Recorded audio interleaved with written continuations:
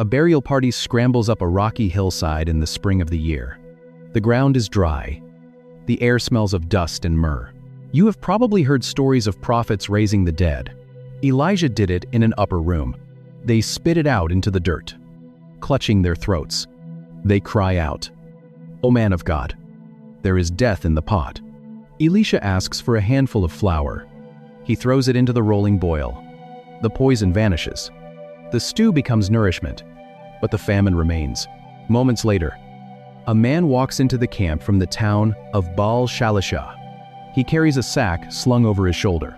Inside are 20 small loaves of barley bread, baked from the first fruits of the harvest. Still warm to the touch. You can smell the roasted grain.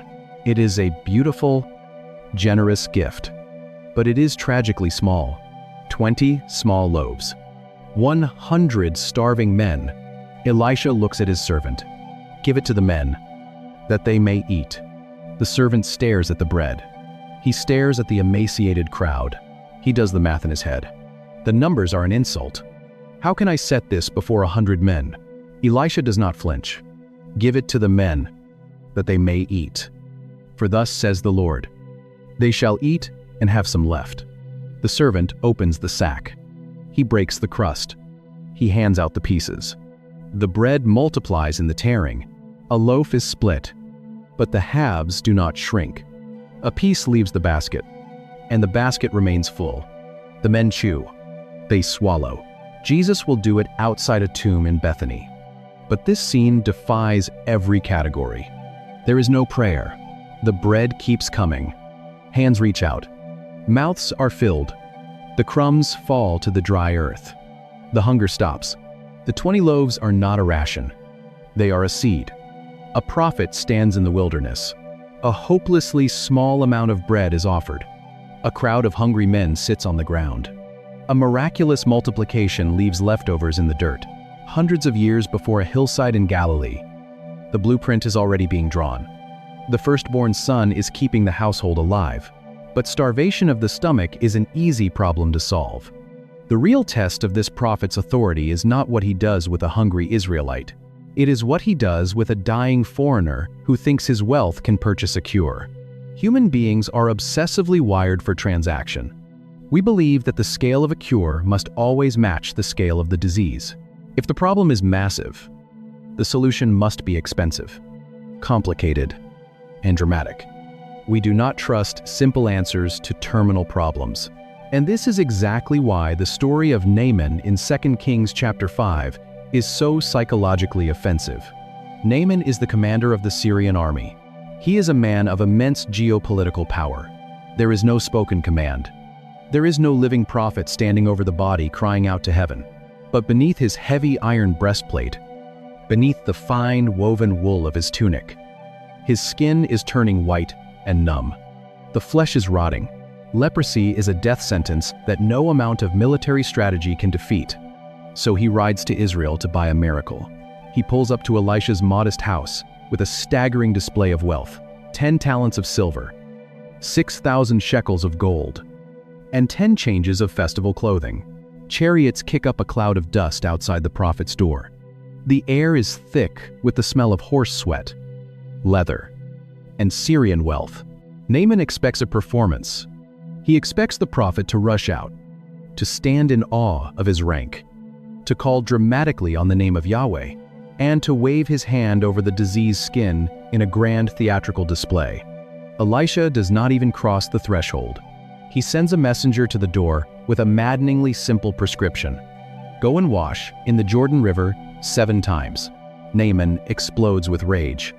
He points toward his home, demanding to know why the crystal-clear, majestic rivers of Damascus are not better than this muddy, slow-moving creek in Israel. He spins his chariot around to leave. He is furious because his wealth has been ignored and his status has been rendered completely useless.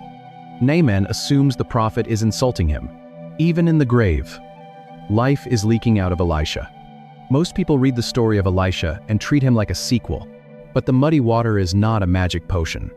It is an execution chamber for human pride. To receive the healing, the commander has to strip. He has to take off the iron armor that gives him authority. He has to remove the fine clothing that gives him dignity. He has to walk down the muddy bank and step into the cold, brown water with nothing but his rotting, contagious skin, completely exposed to his servants. He cannot purchase this cure as a general. He has to receive it as a beggar. He wades into the current. He dips below the surface once, twice, 6 times. Nothing happens. The water breaks over his head for the 7th time. When he stands up, the white scales are gone. The text says his flesh is restored like that of a little child. He rushes back to Elisha's house. He begs the prophet to take the silver and the gold. Elisha flatly refuses. You cannot buy the inheritance of the firstborn son. The prophet has just commanded the biology of a human body, reversing an incurable disease with river water. But his authority over the natural world goes far beyond flesh and blood, because in the very next chapter, he is going to suspend the fundamental laws of physics. They see Elijah's understudy. They see the man who inherited the famous mantle and then went on to perform a string of bizarre, disconnected parlor tricks. The banks of the Jordan River are thick with tamarisk trees. The air is heavy and humid. A group of young prophets is swinging axes, clearing the dense timber to build a larger meeting place. Muscles burn. Axes swing. Wood splinters. Sweat drips into the soil. Then, a sharp crack echoes over the rushing water. A wooden handle splinters in midair. A heavy, hand-forged iron axe head detaches. It flies through the canopy. It strikes the surface of the river with a heavy splash. It sinks instantly into the deep, brown, murky bottom. A young prophet drops his broken stick. He falls to his knees in the dirt. He screams out to Elisha in absolute panic. "Alas, my master, it was borrowed." We read that and think he is worried about replacing a hardware store tool. But iron in 9th century BC Israel is rare. Iron is incredibly expensive. A borrowed axe head lost in an unsearchable river is not a temporary inconvenience. It is a financial catastrophe. It means instant, crushing debt. And in the ancient Near East, an unpaid debt means the creditor arrives with chains. You lose your land. You lose your labor. You lose your children to slavery to balance the ledger. The boy is staring at the swirling water, watching his entire future drown in the mud. Elisha walks to the edge of the riverbank. He looks at the turbulent water. He asks exactly where the heavy metal fell. Floating axe heads. Poisonous stew, purified with flour. Multiplying oil for a widow, calling bears out of the woods. The boy points a trembling finger at the rushing current. Elisha does not dive in. He does not dredge the bottom. He snaps a small branch off a nearby tree. He tosses the raw wood onto the surface of the water. And the universe folds. The fundamental laws of density fracture. Gravity releases its ancient, unyielding grip. The heavy iron lifts off the muddy riverbed. It rises upward through the dark, cold water. It breaks the surface. It floats. A solid block of iron bobs on the current, like a piece of dry cedar. Elisha tells the boy to reach out and pick it up. The boy plunges his bare hand into the cold river, wraps his fingers around the wet metal, and pulls his freedom out of the water. Many readers skip this story, dismissing it as a bizarre, trivial parlor trick. Why would the God of the universe suspend the laws of physics over a dropped tool? The miracle is not a magic trick. It is a canceled debt. The firstborn son is managing the household. He is stepping directly between the vulnerable and the ruthless creditor. Elisha is proving that the authority of Yahweh does not just exist in the invisible heavens. It reaches all the way down into the mud to retrieve exactly what we owe. God will bend the very fabric of nature to ensure the debt of the vulnerable is paid. A single piece of iron floats to the surface. Compared to Elijah calling down fire from heaven to consume a soaked altar in front of a king, to save a young man's life. But an entire army of iron is about to march across the border to end Elisha's. If you have ever woken up in a season where the math is completely against you, you know the exact terror that Elisha's servant feels in 2 Kings chapter 6.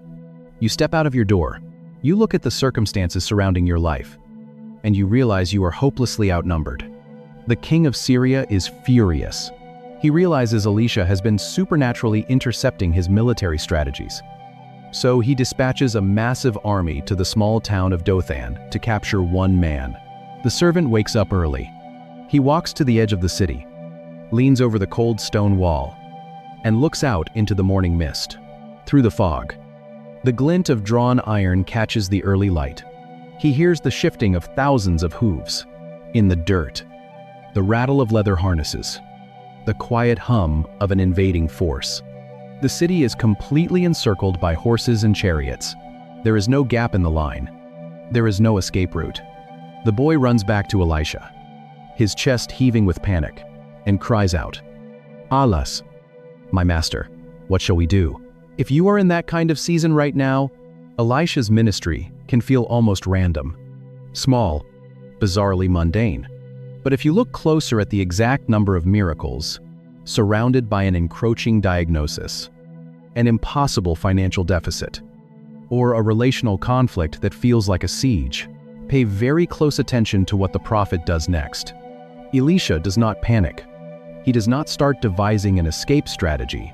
He simply looks at the terrified young man and says, "Do not be afraid.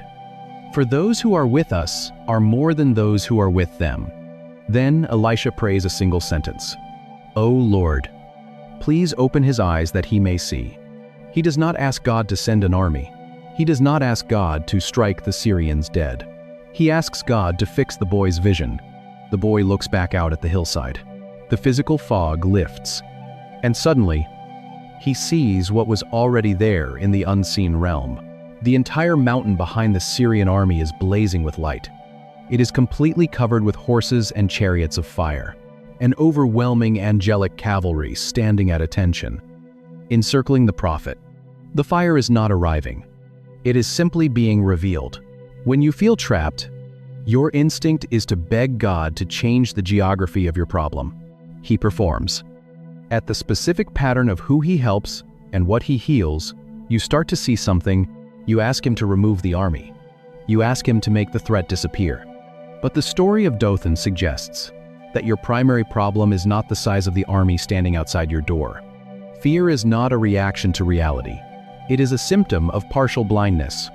The firstborn son knows that the household is always protected by the father's resources, even when those resources are invisible to the naked eye. The Syrian army is struck with physical blindness, and Elisha literally leads them away by the hand, diffusing a war without a single drop of blood being spilled on the ground. The prophet of life seems entirely untouchable, but human biology always keeps its final appointment. And the ultimate test of this double portion is not what happens when Elisha is alive, standing on a mountain of fire. The real question is, what happens when the firstborn son finally closes his eyes, exhales his last breath, and is lowered into the cold, silent earth? Elisha falls sick with the illness that will kill him. The king of Israel stands weeping over his bed. The great prophet's breathing slows. The chest stops moving. The room goes silent. They wash the body. The sequel reading completely misses. Elisha is not an understudy putting on a random magic show. He is a blueprint. They wrap the limbs in linen strips smelling of myrrh and aloes. They carry him to a hollowed-out cave in the hillside. They roll a heavy stone across the entrance. The seasons pass. The flesh decays. The marrow dries out. Only a pile of brittle bones remains in the suffocating dark. Then the Moabite raiders attack. A burial party panics. A fresh corpse is shoved into the shadows. Cold flesh hits dry bone. Lungs violently expand. A dead man stands up on his feet. Look at the entire life of Elisha. Look at the rhythm of the double portion. Water heals. Oil flows. Bears attack. Bread multiplies. Iron floats. Armies go blind. Dead men breathe. It is a relentless, rapid-fire assault on the curse of Eden. Every miracle is a reversal of the fall. Every act of power is a restoration of the original design.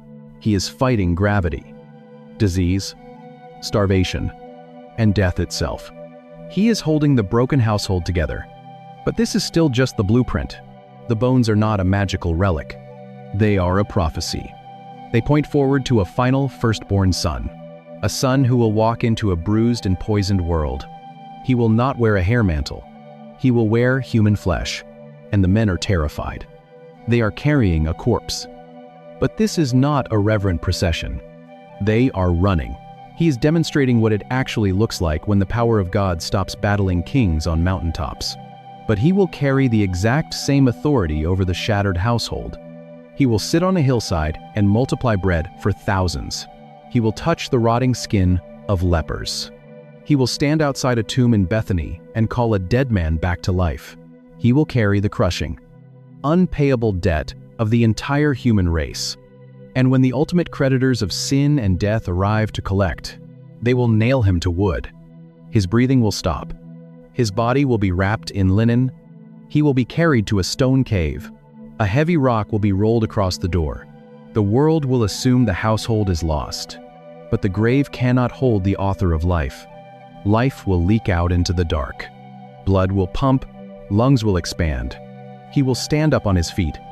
Elisha's bones gave life to one terrified Israelite. The resurrection of Jesus Christ shatters the grave for anyone who reaches out and touches him in the dark. The blueprint is finished. The reality has arrived. But to feel the full weight of what this double portion actually means for your own life today, you have to look at the entire pattern one last time and decides to move into the dirt, the debt, and the grief of ordinary human suffering. A bowl of salt is thrown into a poisoned spring, and a dying city drinks deeply again. A widow pours her final jar of oil, and the chains of her creditors fall away. A grieving mother refuses to leave a locked room, and a dead boy sneezes in the dark. A small sack of barley is broken in a famine, and 100 starving men eat until they are full. A proud general strips off his armor in a muddy river, and his rotting flesh is made clean. A borrowed axe head sinks into the deep, and the very fabric of nature bends to cancel a debt. A corpse is shoved into a silent stone cave, and the bones of a prophet command it to breathe. 2 prophets. Same blueprint. 1 thread. 1 story. But maybe the part that stays with me most is the dry riverbed of the Jordan. Not the chariot of fire. Not the whirlwind. But the quiet moment just before the mantle fell. A young farmer stood in the dust and asked for the Paishanayim. The double portion was not a crown. It was a cross. While Elijah confronted the corrupt structures of the nation, Elisha walks into the living rooms of the broken. He looked at a nation full of barren wombs, starving prophets, and bankrupt widows. And he asked to carry the weight of the family business. He asked to step into the mud and the grief of the vulnerable. If you are in a season where you feel completely surrounded, where the iron is at the bottom of the river and the math of your life simply does not add up, you do not need to beg God to care about your mundane problems. The God of the Bible is not just fighting cosmic battles in the unseen heavens. He is managing the household. He cares about your unpaid bills, your hidden illness, your quiet grief. He is the firstborn son who pays the debts you cannot pay. If this opens something in you, subscribe and leave a comment. Even one word helps. Share this with someone who feels outnumbered by their circumstances today. Pray for us as we keep digging into these ancient texts. And may the God who bends the laws of nature to rescue the vulnerable open your eyes to the fire on your mountain and walk with you safely out of the wilderness. And he does it with exactly twice the output of his master. The question is, why? Why the bizarre miracles? Why the floating iron and the multiplying bread? And why does this man possess so much power that it literally outlives his own heartbeat? To understand the bones in the tomb, you have to go back to the moment the power transferred. You have to go back to the edge of the Jordan River, to a whirlwind of fire, and to a young farmer who made a highly misunderstood request. 2 Kings chapter 2. Elijah and Elisha are standing on the dry riverbed of the Jordan. The older prophet has just taken his coarse hair mantle, rolled it up, and struck the water, splitting the rushing current in two. Over the ridge, a band of Moabite raiders has just appeared. Iron weapons catching the afternoon sun. Panic sets in. They walk across on dry earth, knowing that Elijah's time is measured in minutes. A chariot of fire is already forming in the unseen realm, before the whirlwind arrives. Elijah turns to his apprentice and asks a final question. "Ask what I shall do for you before I am taken from you." Elisha's answer is famous and almost universally misunderstood. He says, "Please, let there be a double portion of your spirit on me." The words sound almost arrogant to a modern ear.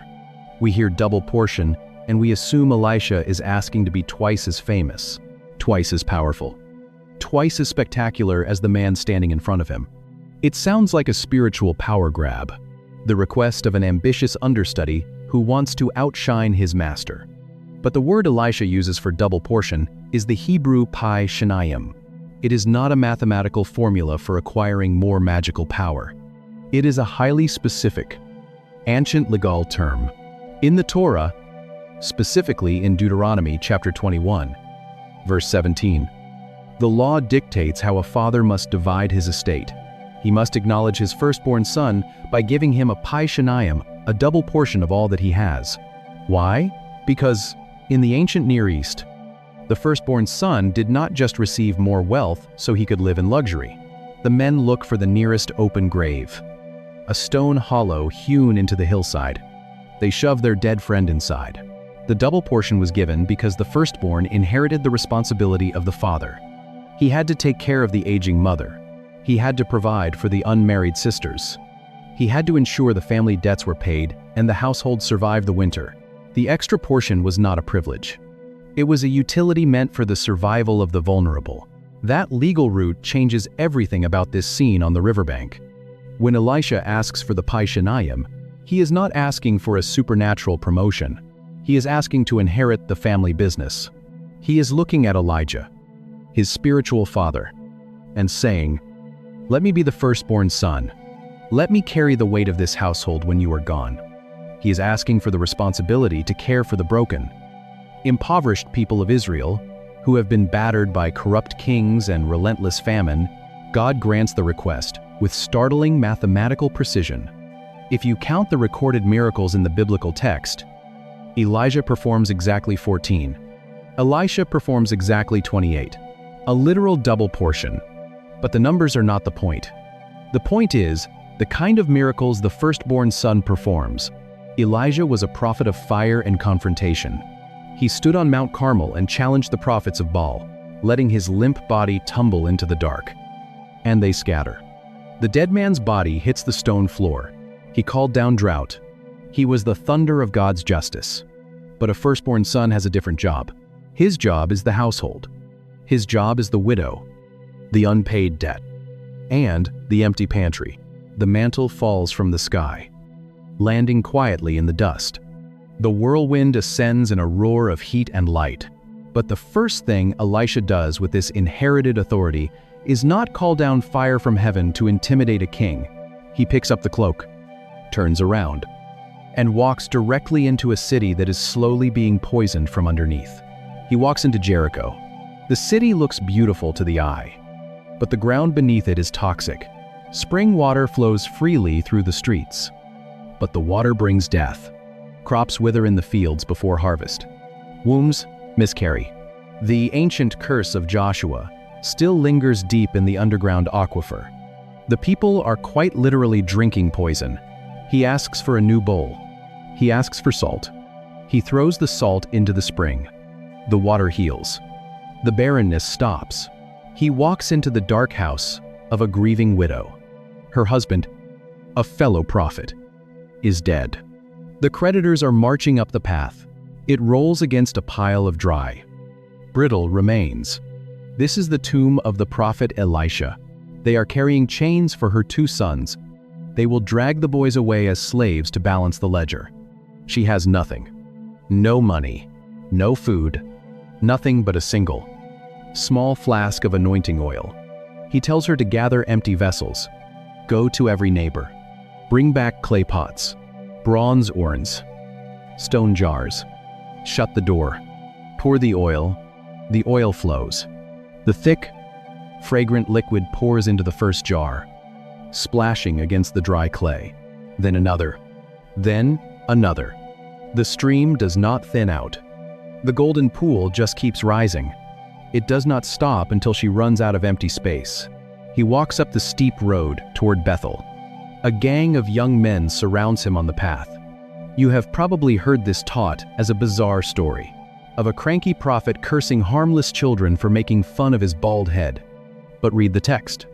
Bethel is the dark, rotting heart of Israel's idol worship. This is not a playground tease. This is a violent mob of young men rejecting the authority of Yahweh. Go up, you bald head. They are telling him to ascend in a whirlwind exactly like his master. They want him gone. He turns around. He pronounces a curse. The woods snap and break. 2 female bears charge out of the timber. Teeth flash. Claws tear into flesh. 42 are mauled. Blood stains the dirt road. The mob screams and scatters. The firstborn son has gone to work. Most people read these stories as a chaotic highlight reel of prophetic superpowers. He has been dead for at least a year. The flesh has rotted away. Only the skeleton is left. But step back and look at the rapid-fire pattern. He goes to the poisoned water, and the water is purified. He goes to the bankrupt widow, and the debt is paid. He goes to the arrogant idolaters, and the rebellion is judged. He is acting exactly as the faithful firstborn of Deuteronomy 21. He is managing the broken household. He is providing for the vulnerable. He is protecting the family name. The oil is not a magic trick. It is the literal liquidation of human debt. But the limits of this firstborn son are about to be severely tested, because he is about to cross paths with a wealthy woman in the town of Shunem, a woman who does not need money, a woman who refuses to settle for oil and salt. She is going to demand the one thing a prophet cannot manufacture. She is known simply as the Shunammite woman. She is wealthy. She is hospitable. And for years, she was barren. Elisha had prophesied she would have a son, and she did. But now, in 2 Kings chapter 4, the boy has collapsed in the harvest field, complaining of a blinding pain in his head. Hours later, he dies in her lap. She lays his lifeless body on the prophet's bed, saddles a donkey, and rides furiously to Mount Carmel to find Elisha. When Elisha sees her coming in the distance, he sends his servant Gehazi running to meet her. But the moment the dead man's flesh touches Elisha's bones, the air in the tomb shifts. The corpse gasps, with 3 specific questions. Is it well with you? Is it well with your husband? Is it well with the child? The English translation records her response as a polite, grief-stricken dismissal. She says, "It is well," but the word she speaks on that dirt road is the Hebrew shalom.